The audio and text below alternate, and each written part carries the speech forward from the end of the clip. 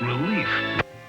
You two take care of labor. Only intended for plain cats. You don't want to die of cold, toll-free. But also, skateboarding and video games, they can come together now in that games are powerful enough we can create experiences, not just sort of little game rules. And that's where we started. How do we capture the experience of skateboarding? Foot off your board adds a whole bunch to your bag of tricks. The people that put this game together, you know, it's like I've spent a lot of time with them and they understand skateboarding. And I think that's the biggest problem in our sport. And a lot of times is the people that get involved and develop these big skate projects just don't understand the sport well enough to make it authentic, man. They all completely understand the sport.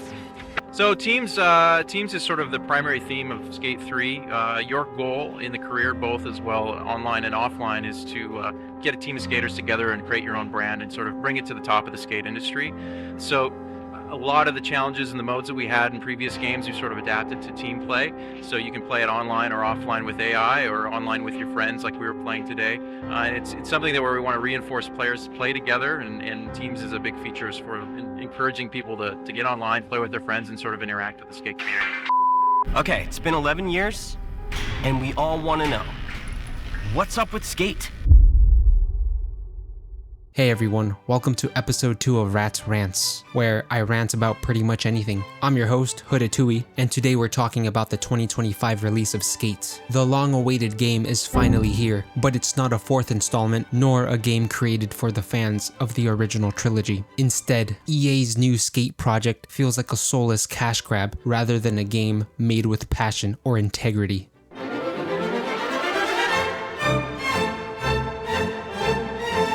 The simple answer is no, and it's important to understand why. Many of us grew up on the Skate trilogy. It revolutionized skateboarding games after the Tony Hawk 2 franchise. For years, players were hungry for a fourth installment, and when EA finally announced a new Skate game called Skate, fans were hyped. Until the truth came out. When asked if this game would be Skate 4, Cuz Perry, the creative director of Skate, had this to say: "No, it's not Skate 4. This isn't a sequel, this is it. It's Skate. There won't be a Skate 5 through 10. We won't be pumping them out all the time." Oh my god, bro. The next Skate game would be a free-to-play title. Hell no, man. EA and the Full Circle development team set the record straight, despite many still referring to it as Skate 4. Now, I'm not arguing that this technically isn't a fourth Skate game from EA. What I'm saying is, the Skate trilogy had integrity, where Skate has none. So if it's not Skate 4, then what is it?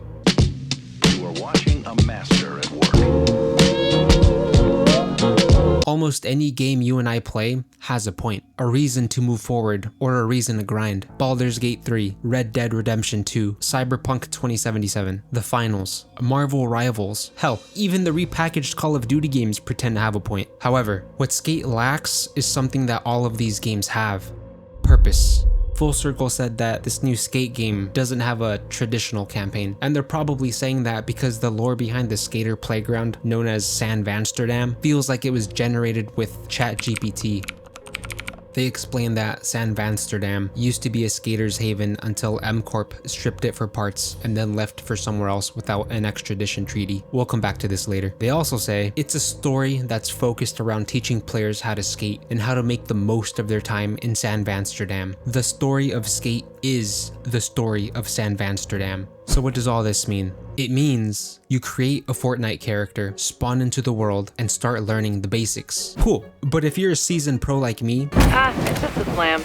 you skip that shit. What's that? You can't skip it? Fine, I'll just skip the dialogue. But then 6 hours later, you start to realize you've been skipping dialogue this whole time, and the tutorial never seems to end. You can change what type of grind you do by shifting. This time we're exploring everyone's favorite easy on the knees trick, manuals.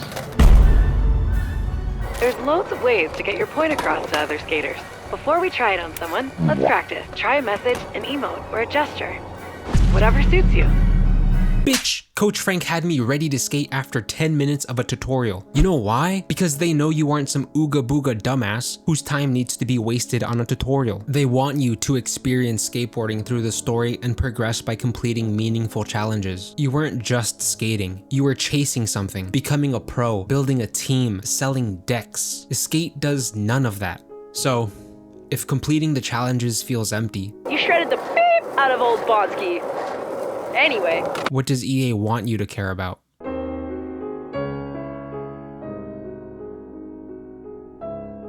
If this game were a SpongeBob character, they'd be Mr. Krabs. Okay, money! By completing challenges, you earn different tokens to open loot boxes and unlock garbage from the battle pass.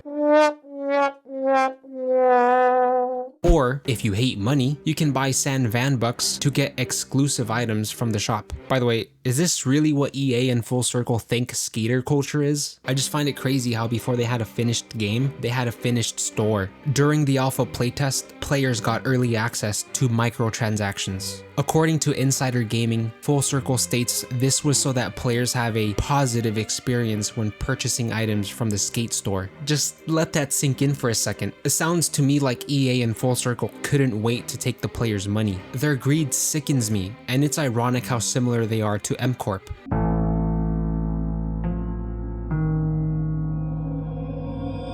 Remember how the developers said that M Corp came into a skater's haven and stripped it for its resources? Call me crazy, but I think Full Circle is warning players of what's to come, and I'm not talking about their evolving map. If history has taught us anything, it's that it often repeats itself. Star Wars Battlefront 2, that's right. Buried itself in loot boxes. Anthem delivered false promises. Apex Legends became money hungry. And the only thing ultimate about FIFA is the pay to win. Time and time again, studios under EA fall apart and turn on their own communities, ultimately staining their reputation. So far, it feels like EA is diving into a skate community and extracting the most money they can before leaving behind an empty shell, just like a similar corporation. That's EA.